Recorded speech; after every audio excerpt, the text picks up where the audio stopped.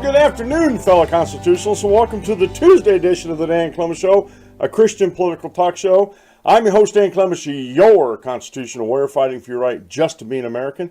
It is October 3rd in the year of our Lord 2017. Remember, we're hyphen-free, PC-free zone, God is still in control, and He does love you. And we do what we do here at the Dan Clements Show, knowing the fear of the Lord, we persuade folks of the truth. I'm broadcasting live from the Hemlock Studios here in the beautiful central Susquehanna Valley in the great Keystone State.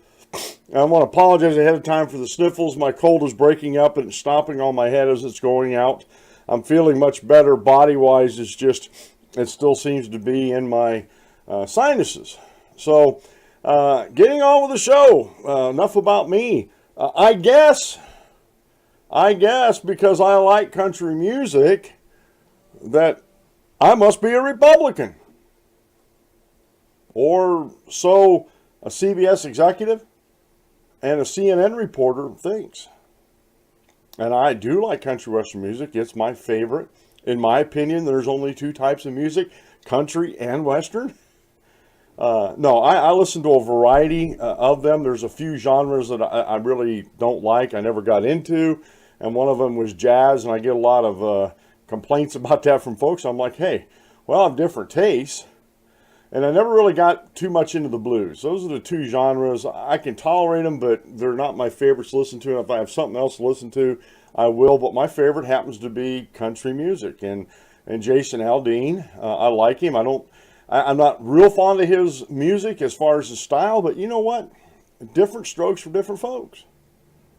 And so I just found it incredulous that these people, part of the lamestream media, CBS and CNN, would think this. And I have a video I want to share with you here in a little bit talking about this. It's from Life Zet. No sympathy for Vegas victims, and that's what the CNN or the CBS executive Hayley Geftman-Gold said she had no sympathy for them because they were Republicans. I am getting a lot of flack on social media, especially over on Facebook from my Facebook antagonists over there. They say that I do not understand the historical context of the Second Amendment, and one of them even tried to bring in racism and slavery into the Second Amendment to try to discredit my arguments. And of course, that's, folks, when we're talking about anti-freedom folks, when we're talking about social democrats out there, those folks, most of you traditionally would be on the left or liberal, progressive. I call them anti-freedom. When they cannot win with their arguments, in a debate style, you know, whatever you want to call it, the discussion, civil public discourse, as I like to say, if they can't win in that, because honestly, they don't have the facts. Most of their facts are cherry-picked. Again, they've constructed a narrative, and there's an end goal in that narrative, and anything outside of that does not fly. And this morning I was reading through my comments, and this is the first time I've heard anybody use the South during the Civil War and slavery to defeat the Second Amendment. And it was a circular argument. It didn't have anything to do with the Second Amendment. And the problem, and we talked about this on the show before, and I'm going to talk about it again a little bit today as we're going through these things. They keep talking about the militia, and the militia's changed. We have a national army that's supposed to take care of everything. And it seems kind of strange to me that if that was the intent of the Founding Fathers when they had the Continental Army, or when they started the Navy and everything, wouldn't you think that they would have changed that in the Constitution in Article 1, Section 8 about the Congress is the one to call out the militia to defend the states?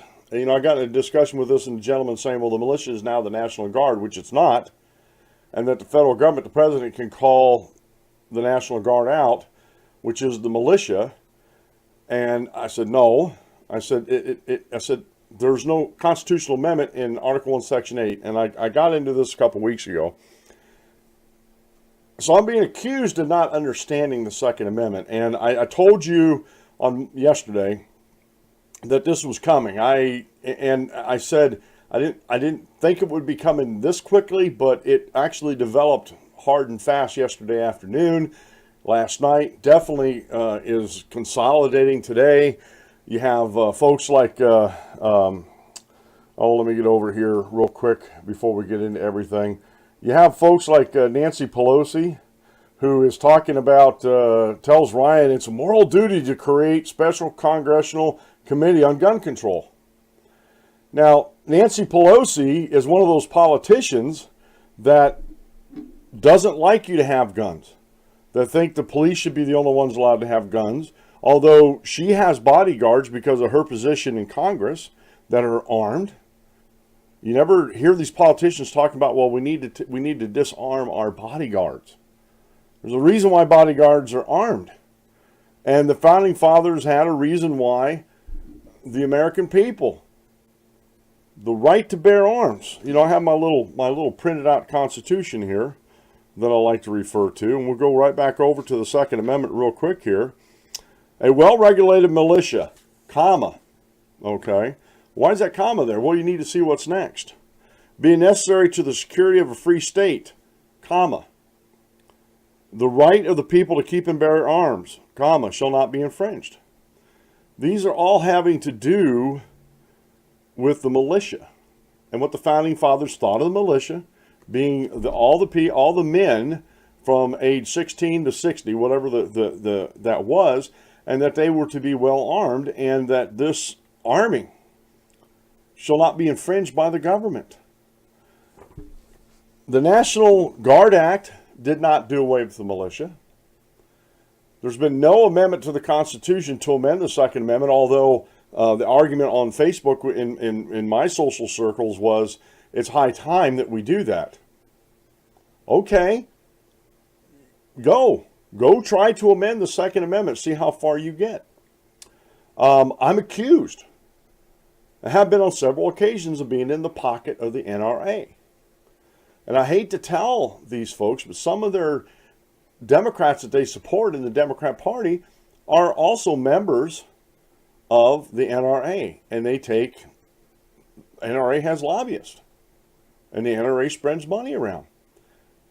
But the thing they fail to see about the NRA, they equate the NRA with their corporate entities that are trying to shove lies down the American people's throats, like Indivisible Guide, like Common Cause, like Open Society, George Soros funded groups. All these George Soros funded groups are not grassroots. They are from the top down. The NRA is truly a grassroots. Now, I'm not saying they don't take any money, and I didn't have a chance to research this morning before I got the show finished up here, because I was doing some more research on Stephen Paddock and some other things, getting some videos edited for the show here. But for the most part, the NRA is directed by its members. And all these Congress folks, all these liberals out there, all these anti-freedom folks out there fail to recognize that. They think the NRA is just in it and being totally supported by the gun lobby and by, gun manufacturers and stuff like that. And again, I didn't go in and look and see how much money or all the splitting up. And I'll make a note here. I'll talk about this tomorrow. NRA funding. I'll definitely get that in, because this is part of the argument. This is going to be part of the mix coming up here, because they definitely, the Democrat Party wants the NRA out of the way. And this, folks, there's a fundamental reason why anti-freedom folks, especially those in the Democrat Party, the Democratic Socialists, and the Socialists in general that populate the left, that populate the Democrat Party, that populate this anti-freedom movement, there's a fundamental reason why they want gun control. Because if you look throughout the history of the world, how many governments have been able to run roughshod over their citizens that are armed? I'm not trying to phrase this the right way. Now, you can argue, and I think there's some good arguments out there, that our federal government has been running roughshod over us. But not to the point that it has become a hard tyranny. We're right now, I would call us living in a soft tyranny. People have misconceptions and the wrong ideas about, people versus government, who came first, government or people. I put the comment back this morning about that and they do. Those that follow my Facebook antagonists, they believe our rights are granted to us by government. They don't want to hear this, that we have these God-given rights. They don't want to hear the Committee of Five who put together the Declaration of Independence, that we hold these truths to be self-evident, that all men are created equal and endowed by their Creator with certain inalienable rights, and among these are life, liberty, and the pursuit of happiness. But that says among these. They're not limited just to those. And the Bill of Rights are actually recognizing the rights that the people have prior to government. If you go back to John Locke and natural law, those type of writings and that type of ideology, we have these rights that precede government. And governments, according to the Committee of Five, are instituted to protect these rights. Protect our rights to have guns? Yeah, to keep and bear arms. It's not that we're forced to. There were there were people who objected to. There are certain words in our vocabulary for folks that I wish that they would change. Conscientious objectors.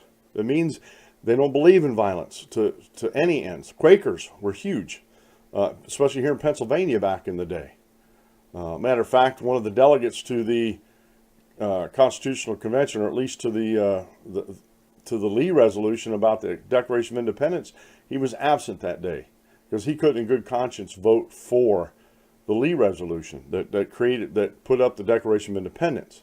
So he abstained. He wasn't there. So, and Benjamin Franklin was the only one there, so he voted in the affirmative. He affirmed that Lee resolution. But anyway, I'm getting a little off field here.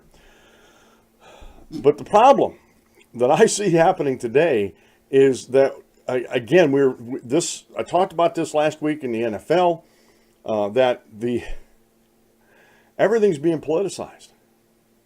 Everything's being politicized, and folks, there's people still in danger of their lives in the hospitals, and we have the lamestream media coming out and acting like just a bunch of fools. I'm sorry, a bunch of morons. They're acting moronically out there. And now this CBS executive has been fired. This Hayley Geftman-Gold. I mean, it was a totally inappropriate remark. And like I said, I got a video that we're going to share with you from Life Zet, and they're a good source. They're a really, really good source. All right, today it's not being brought to you by the Rocky Mountain High brand, but it is the official drink of the Dan Clements Show. Rocky Mountain High brand is hemp-infused energy drinks and regular drinks like iced tea and lemonade. I drink the lemonade. I prefer that. They have energy shots. They have protein bars, and they have Eagle Spirit water, alkaline water, a whole range. If you're on the East Coast, the only place you can order these or get these, because they're not in stores yet, is on Amazon.com.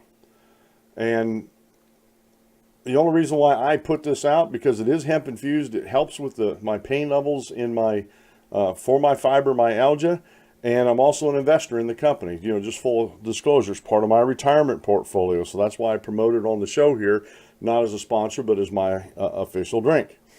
Today's daily Bible reading comes from the book of Deuteronomy, chapter 31, verses 9 through 11. Now, this is Moses talking here. So Moses wrote this law and delivered it to the priests, the sons of Levi, who bore the ark of the covenant of the Lord, and to all the elders of Israel. And Moses commanded them, saying, at the end of every 7 years, at the appointed time in the year of release, at the Feast of Tabernacles, when all Israel comes to appear before the Lord your God in the place which he chooses, you shall read this law before all Israel in their hearing. And it's not to say that normal folks, normal Jews back in that day didn't read the law in between time. But this was mandatory when they came together for the Feast of Tabernacles. that the law, what they call the law of Moses, be read to the people to remind them of their covenant between God and the Jewish people and Israel. Today's quote mail comes from Robert Eck. And this, I like this one. God doesn't want us to know that he is faithful just because the Bible says so, but he wants to show himself faithful in our lives. If we do what God wants us to do, he is faithful. We do have biblical example. He is faithful to us. You know, we have a covenant relation. If you're a Christian, you've been baptized into Christ, you have a covenant relation with God, and there's certain promises that come with that covenant relationship, but there's also certain responsibilities too. Works of righteousness is one of those. So I like that quote there. Today's short Bible lesson comes from Jack Wilkie. This is the one I was trying to share with you last week. It was taken down for a little bit and then was put back up. Hugh Hefner's Awful Legacy of Destruction by Jack Wilkie, focuspress.org. Now, for some reason, if this has been taken down again on Focus Press, I don't know why it was before, but it was taken down on Focus Press. Go to the DanClementsShow.com, click on the contact page and shoot me a message and say you want a copy of the Word document. I did save this in Word document this time. When I saw the link, I come back up. So I do have a Word document of this, but Hugh Hefner's Awful Legacy of Destruction. And it's a really good article by Jack, and I encourage you all to go over and see that. Okay, let's see here. A couple things before I do the video. The video is entitled Shocking No Sympathy for Vegas Victims at Life Zet. This CNN reporter, I was really mad when I listened to this because it was like, I know a lot of folks that vote Democrat that are huge country western fans. And I would almost say,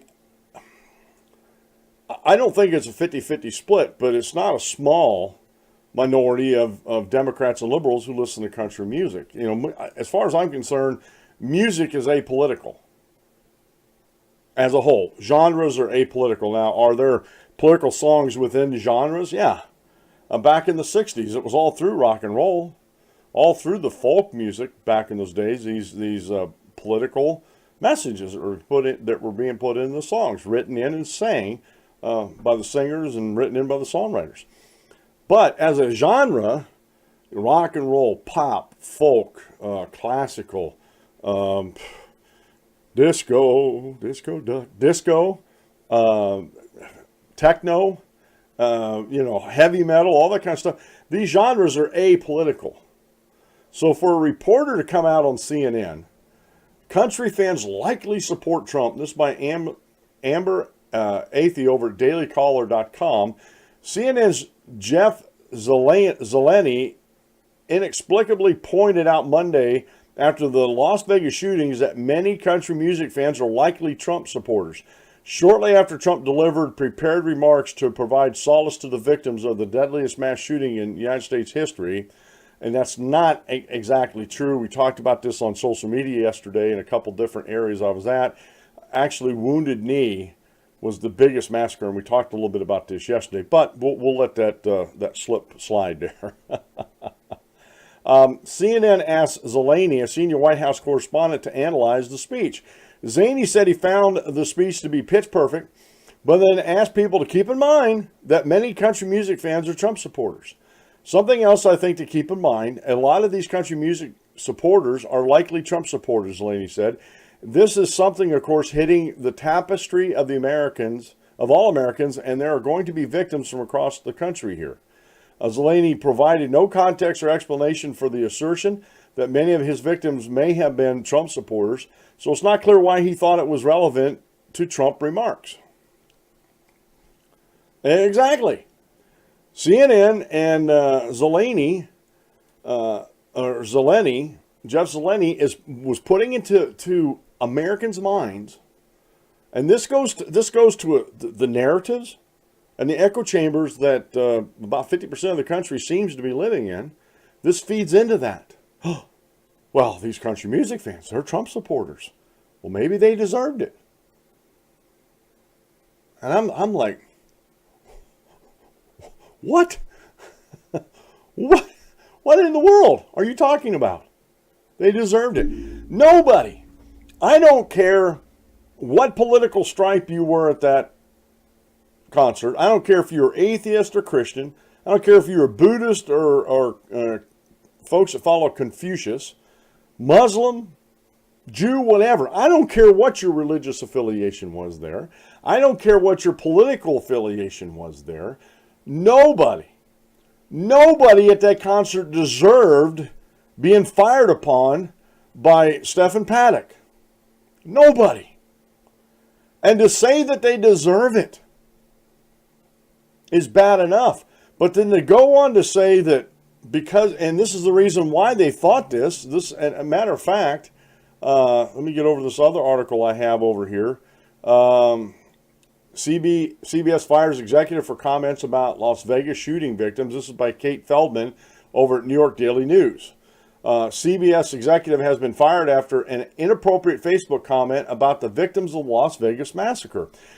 If they wouldn't do anything when children were murdered, I have no hope for repugs who will ever do the right thing, wrote Hayley Geftman-Gold, a vice president and senior counsel in strategic transactions. I'm actually not even sympathetic because country music fans are often Republican gun toters. You see what I'm getting at? Again, for purposes of not getting anybody in trouble, I'm not going to show my guns other than, well, it's this shoulder here, and you don't really see them, but that everything's sitting on top of that case over there, that's my gun case for the house. I'm not a Republican, though, but I am a conservative, a constitutional conservative. And the problem with this statement is she's talking about Sandy Hook. Geftman-Gold, 41, was presumably referring to the 2012 Sandy Hook shooting where 20 elementary school students were killed. And the one thing, let me stop here real quick. The one thing about the Sandy Hook that they failed to realize, that the mother was killed too. The shooter's mother was killed too. But they just talk about the children. They don't talk about all the victims, they just talk about the children. And it goes on talking about a few more things in here.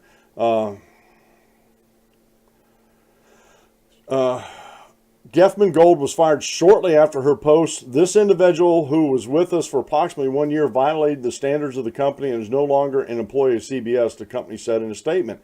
Her views, as expressed on social media, are deeply unacceptable to all of us at CBS. Our hearts go out to the victims in Las Vegas and their families. And so to claim that they deserve it, again, I don't care what your religious stripe was at that concert. I don't care what your musical preferences were, your political preferences. I don't care what gender you thought you were. I don't care what your sexual orientation is. Nobody at that concert deserved to be shot and killed by Stephen Paddock. Just like down at the Impulse nightclub, where 49 people lost their lives. Nobody in there, I don't care about their sexual orientation or what they thought they were or anything like that. Transgender, their gender orientation, what they thought they were. Nobody in that nightclub deserved to be killed. Period. And it sickens me that these people do that. So it amazes me how quickly, and I shouldn't be, but I'm the type of guy that tries to see the good in everything, or the good in, at least the good in people, unless they prove me otherwise. I'm not blind about this. I'll give you the benefit of the doubt, but I'm going to be guarded with that. I'm going to give you enough rope to hang yourself, in other words, but I'm also going to be guarded with those, with my accepting you. And if you do something like this, I'm glad CBS came out and fired her. I mean, fired her right away. I'm glad they did. I'm glad that they're standing up for some type of principles. That these folks, just because they're gun-toting repubs, that they deserve to die. And the problem with, real quick here, since we're talking about Sandy Hook, the problem is with Sandy Hook, the anti-freedom folks out there, the ones that really hate the Second Amendment and really hate our rights to defend ourselves, thought, now this is it. We had 20 elementary school students killed with assault weapons. And the term assault weapon if you want to define it from our founding on up, has taken on different, different weapons. And they're mainly talking about, when they say assault weapons, they're talking about military style weapons. Okay, so, and I've said this before on the show too. And I'm not being flippant or funny about this, but when I was in Army, now I never wanted to qualify for sniper. That was just more than I wanted to be. But as far as a regular Army or military sniper, but I did want to qualify for my platoon sniper, and I just missed out by one shot. But the instructor said that I was better at long range than the other guy was. But the criteria was, when I was in the National Guard, whoever had the most shots on target was the one that became sniper, even though none of my targets got closer than 150 meters. None. This other guy had one or two get closer than that, and he took them out. But I didn't miss out there only but once out at the longer ranges. Anyway, but I'm better with semi-automatic because it's more controlled. This guy, Stephen Paddock, if you listen to the videos that are being shared on Facebook and the news and stuff like that, he had these weapons on full auto. And he was just spraying lead. Now, in a crowd like that, of 20 plus thousand, yesterday someone reported 40,000. I've been hearing 20,000 now. 20 plus thousand concert goers. As I said yesterday, it's like shooting fish in a barrel. It really is. So I was really mad. I'm glad I didn't find these this morning. I was really mad that these folks, these anti-freedom folks that populate our lamestream media, are thinking this. And again, can we go back to the Capitol Hill shooting? There was very little. There was some, but very little in my social media circles that called for gun control after the Republicans were shot at the Capitol Hill shootings. I didn't hear it. I don't know if you did. I mean, there probably was, but in my social media circles, there was no outcry like there is now that we need to go through and take away people's guns. Matter of fact, my Facebook antagonist went so far as we need gun buybacks in these cities. We need to, they have dogs that can sniff out, and she said, this is her words, not mine. She said they have dogs that can sniff out illegal firearms. And my question back to her was, so the dogs can actually distinguish between a legal and illegal firearm? That's fantastic. I didn't know dogs could do that, folks. So there is an outcry from the anti-freedom folks, these folks that live in the echo chamber and live by a narrative, to confiscate, to go door to door and confiscate Americans' firearms. Now, this one lady that follows my Facebook antagonist often, she said, well, I don't think we can do that. There's too many firearms in America. There's no way we can do that and get them all. And she's right. Plus, it would be totally unconstitutional for any government in the United States to do so. It would be. And again, the argument comes down to, these folks say, well, just let the police handle it. Well, I don't know about my buddy Dave down in Tennessee, but I know here, because I've talked to the state troopers, because we used to have foster kids here, and the state troopers in Pennsylvania, we had to notify them that we have foster children here, and we had one that had a problem with running away, and the state troopers told me time and time again, even in an emergency, depending on where the cruiser's actually setting at, it could take up to 20 minutes to get a cruiser to Snydertown, the little town where I live.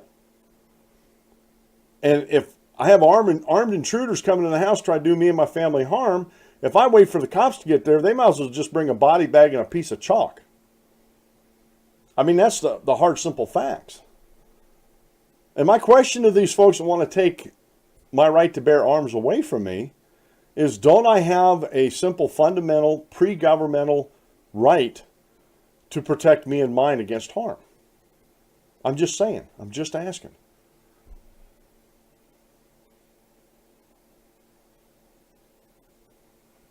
So I do have a comment in the live chat. He said they were Trump supporters for sure. I don't disagree that there were some Trump supporters out there. But just because they're Trump supporters, does that mean they deserved what they got? I say no. And I'm sorry, if you disagree with me, you're on the wrong side of that. You're definitely on the wrong side of that equation. Now, let's get to the video real quick here before we get too much further in the show. Let me get this set up for you.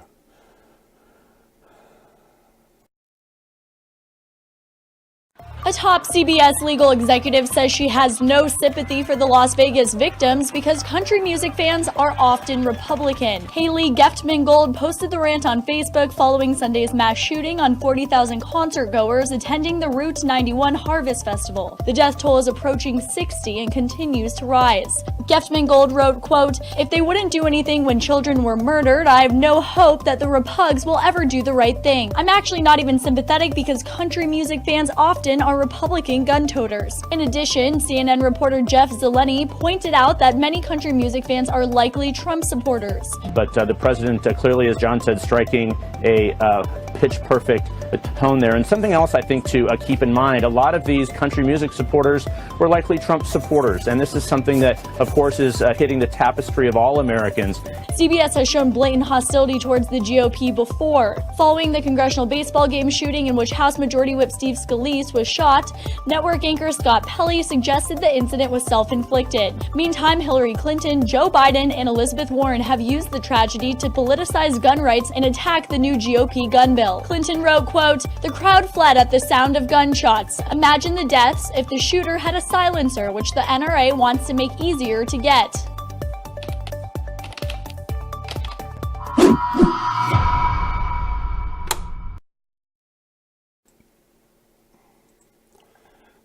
Now let me say this about the comment from the politicians about the silencers.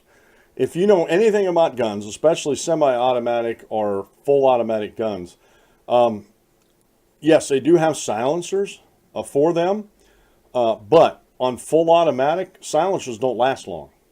You ask a gun expert, silencers don't last long on full automatic because of the heat. And they have to, and the reason why a silencer does what it does is it suppresses. It doesn't totally silence it, it suppresses the report. That supersonic report you hear when a weapon is fired, especially a high-powered rifle or, quote-unquote, an assault weapon is fired. And it quiets that down, but it doesn't take it away altogether.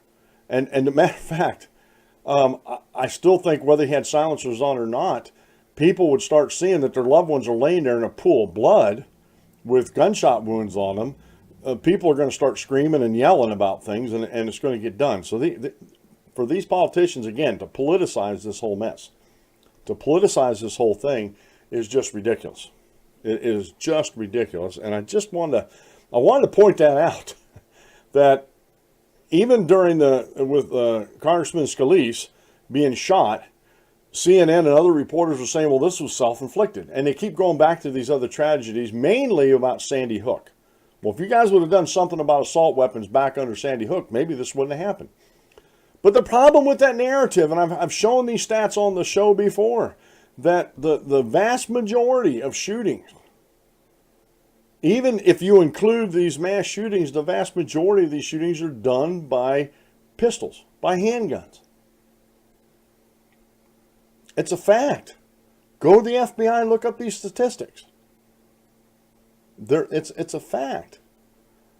And these mass shootings, although they are tragic, and again, nobody deserved what happened there in Las Vegas. Nobody in there deserved that. Matter of fact, Stephen Paddock, in my opinion, he took the coward's way out. There was something, folks, I'm telling you, like his brother-in-law, or like his brother said, his brother Eric Paddock, he snapped. Something happened and he snapped. And how do you guard against that? How do you guard against somebody that mentally just snaps? You don't. You can't. Now, can we... Again, this whole issue of folks that have a mental disability and stuff like that, owning firearms, this is in the news again. Paul Ryan, the House Speaker, was being grilled upon this. And my question is, how do you do that and protect the privacy rights of the individual? Like I said, I'm not against it, but there has to be some issues talked about here. The privacy rights of the individuals on keeping guns out of their hands. Okay, that's a separate argument, I think, from this. How do you guard against somebody who just one minute's totally sane and the next second he snaps or she snaps? What legislation are you going to pass to protect against that? I.e., none. You can't. And so, since you can't, and I'm arguing from the left here, I'm arguing from the left side, the anti-freedom folks out there, since we can't guard against this, let's just do away with all the guns. Is that a good answer too? No, absolutely not. It's not a good answer either. Because I pointed out, because I'm accused of not knowing how to debate people, especially on social media. And my Facebook antagonist pointed out that the UK confiscated all the guns, and now the gun deaths are down. Australia the same way. We talked about this yesterday on yesterday's show. They're still quite high, but they're down from what they used to be. So even though they confiscated all the guns in the UK and in Australia, people are still dying by or being murdered with guns. So it didn't alleviate the whole problem. It reduced it greatly, but didn't alleviate the whole problem. And it introduced a new problem. Unseen consequences, as an economist would say. In Britain, since the gun ban, the strictest gun ban in the country's history was put into place, knife killings and stabbings and woundings are up over 40%. And I pointed this out to her. She was pointing to Britain, so I pointed this out. Okay, they took away the guns. Guess what they didn't take away? And to be quite frank with you, she said, well, no knife ever killed 50 people at one time. If somebody went through that crowd with a couple knives in their hands, I'm not saying that they'd have got that far, but they would have done a lot of damage. Maybe not as much as they did here, but my point is, it's not the weapon, it's the intent of the heart of the person wielding that weapon. We talked about this yesterday. It's a heart thing, not a gun thing. Now, I agree that we need to do something about folks that are mentally unstable. We need to do something about them not allowing them to have firearms. I think that's reasonable. I think the background checks we have in place are reasonable already. And I think they're comprehensive enough. When I got my 9mm pistol for home safety here, I went through a background check and had no problems with that. I didn't even disagree with it. Go ahead, background check me. Make sure I'm not a felon. Make sure I'm a legal citizen. And make sure, if it was on the books to do so, make sure I'm mentally sound. Now, some of my Facebook detractors would tell you, no, I'm not mentally sound.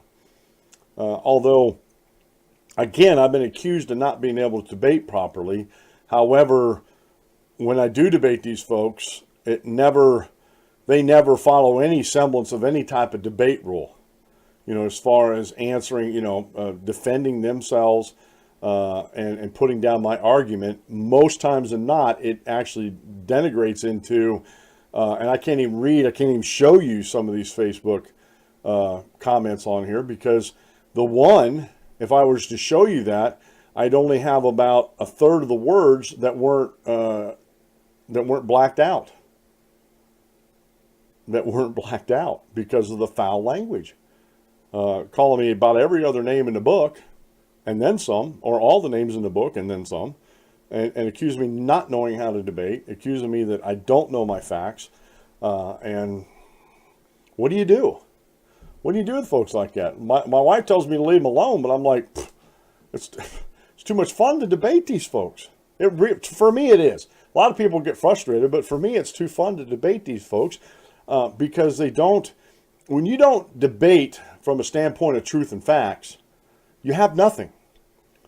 Because when someone comes in and shows you the truth and facts of the subject that are verifiable and searchable and knowable, you have no leg to stand on. And if you still insist on standing on that leg, then you are following a narrative inside of a echo chamber for the ends that only you know.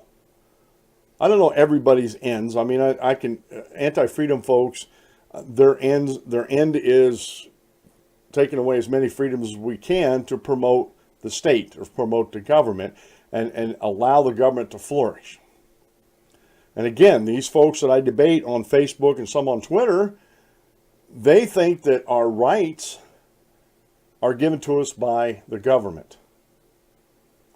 And when I tell them they're not, when I tell them our rights precede government, they go ballistic. Oh, how dare you? The government is the end all to be all. You can't tell me. You can't sit there and tell me with a straight face that the government doesn't grant us our rights. No, in the Bill of Rights, they are put in there for protections against the government. The right to bear arms shall not be infringed. Infringed by who? The government. You go back to the spirit of the Constitution, the Declaration of Independence. Why were governments created? To protect our rights. Protect the people's rights. Well, wait a minute. If governments were created to protect our rights, that means we must have had these rights pre-government. Yeah, now you got it. You're on to something there, bub. You're on something there.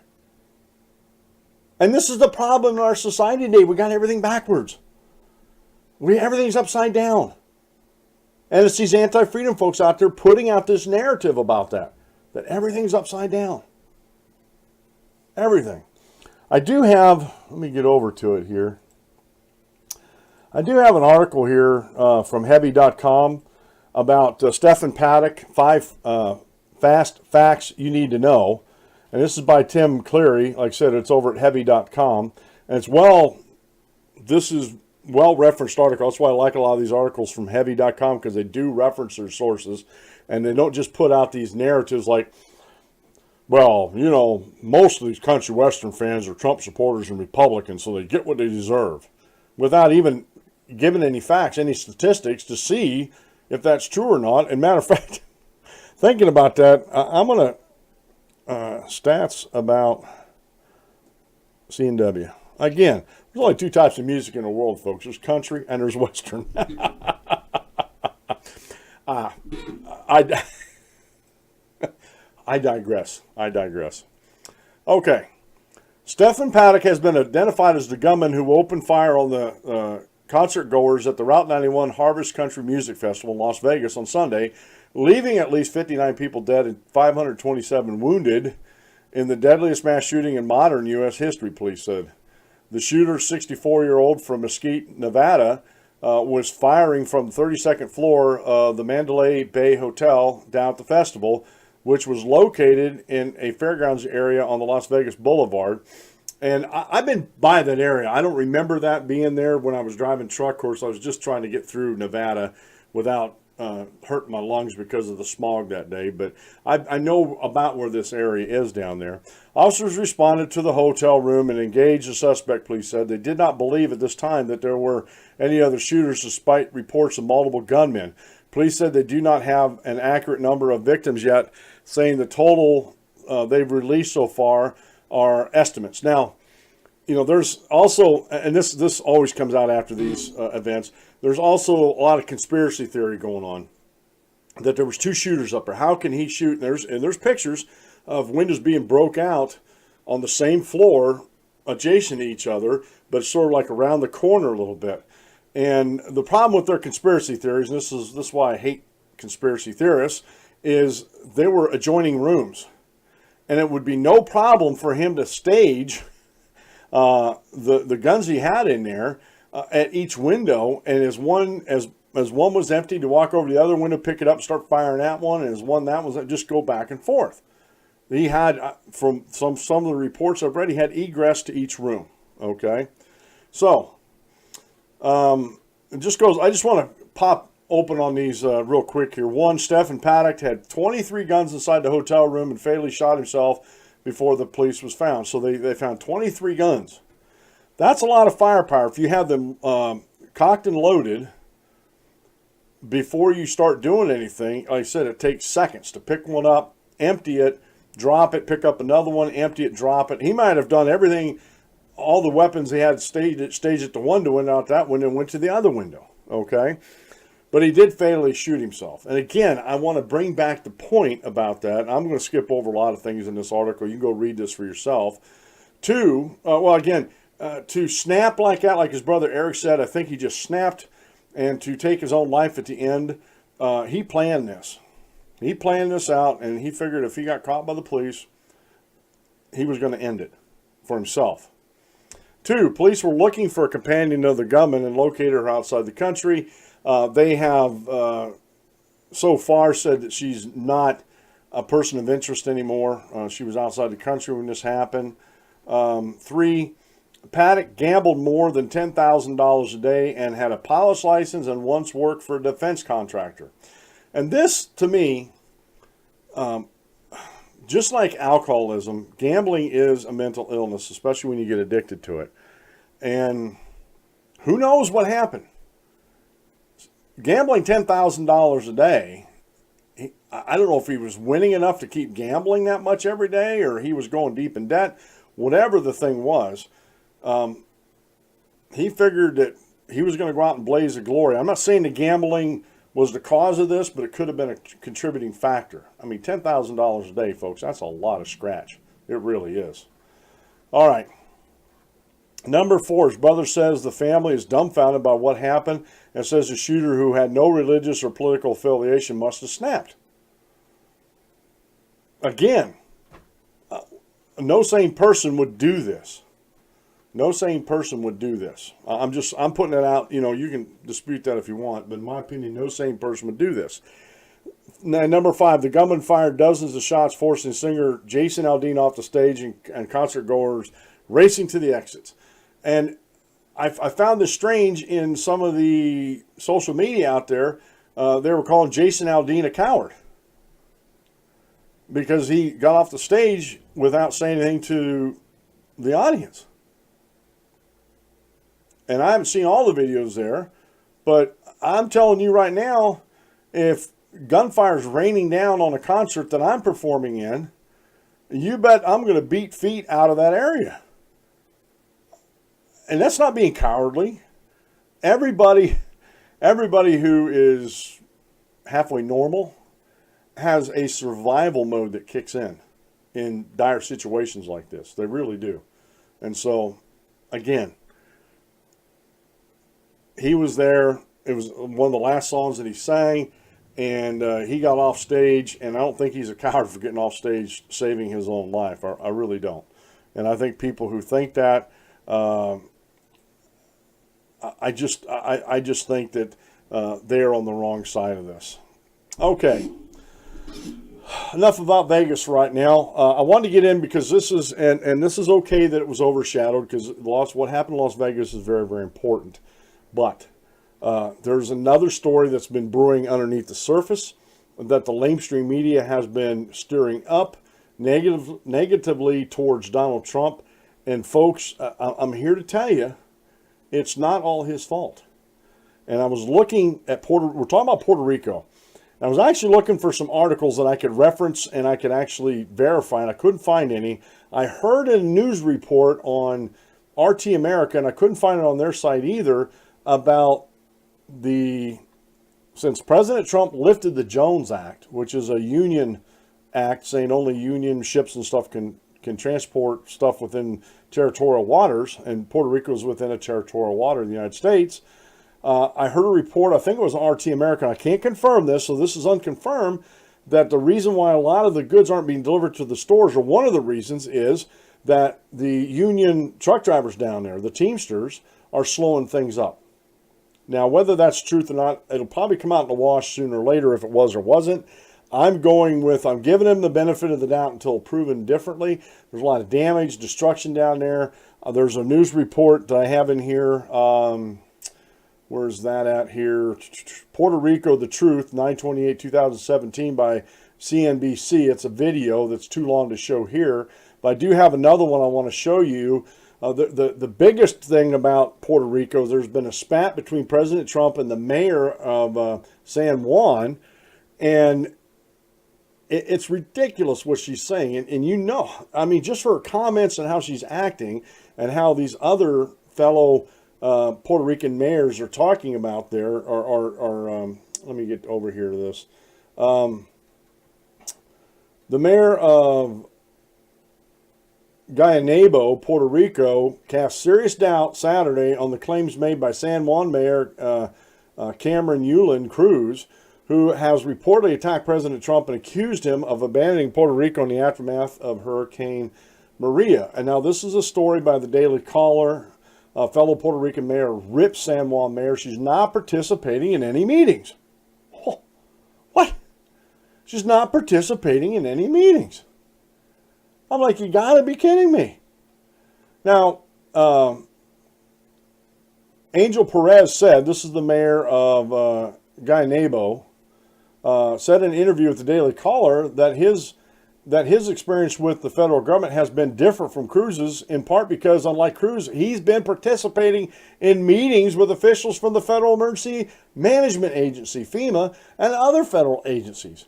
Cruz has reportedly accused Trump and the federal government of abandoning Puerto Rico. She's demanded in a press conference on Friday that Trump do more to help the island, adding that what we're going to see is something close to a genocide. I saw that a couple days ago on Friday and Saturday when I was setting up for Monday's show. I'm like, you got to be kidding me. She's comparing the aftermath of Hurricane Maria. It's going to look like a genocide. Well, no, duh. And this genocide would be on you, Mayor Cruz, for not even participating. Not even participating. Mayor Perez told the Daily Caller that the story Cruz is telling the media doesn't mesh with what has been seen from the federal government. My experience is different. I've been participating in different meetings at the headquarters of FEMA and our government, and the help is coming in. And right now my experience is different from hers. I'm receiving help from the government. We are receiving assistance from FEMA. I got people over here helping us with applications for the people that have damage to their homes or in their homes. And we have here in Guaynabo, we have thousands of people who lost partially or totally their houses, says Perez, who is a member of Puerto Rico's new Progressive Party. Perez comments echoed what FEMA Administrator Brock Long said on Saturday. Long defended Trump's tweets blasting Cruz and indicated that Cruz has failed to connect with the FEMA command center set up in the island to help with the relief effort. So it's like, you're going to criticize President Trump because you think it's the politically correct thing to do. You're going to get on the side of your socialist buddies, and yet you do nothing to help your people. I would be surprised. Maybe not. But I'm going to say this. I would be surprised she's still mayor after the next cycle of elections, especially if this gets known to most of the people. Now, I got a video I want to show you real quick here. Again, let me get this set up for you. And this is talking about what's coming into the ports and some of the shortages they're having there. Although I seen the news on Sunday that the military is bringing a lot of diesel fuel in, getting the hospitals back up on electrical footing, and they're coordinating it through the air base down there, and they're actually prioritizing diesel fuel for generators and for trucks trying to get, according to the reports I saw over the weekend. But let's listen to this real quick here.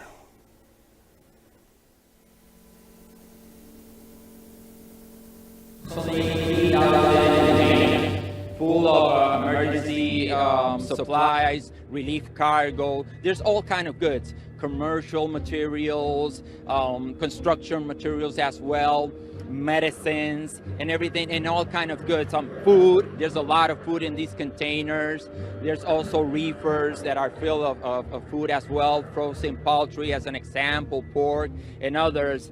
And so far, our terminal is completely up to its capacity, maximum capacity, and we have been able to dispatch barely 4% of our usual flow at our exit gates.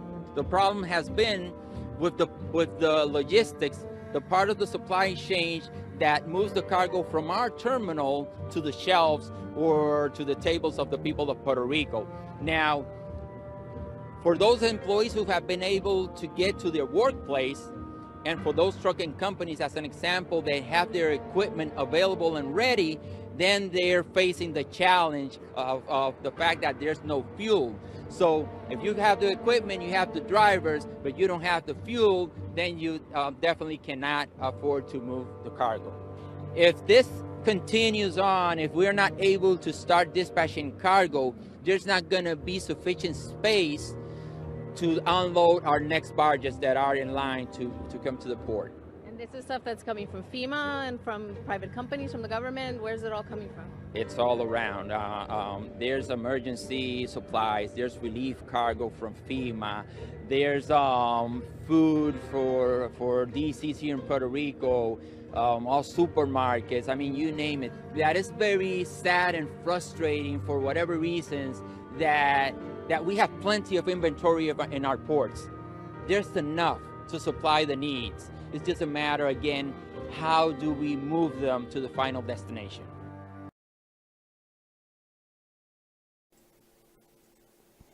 Yes, how do we move them to the final destination?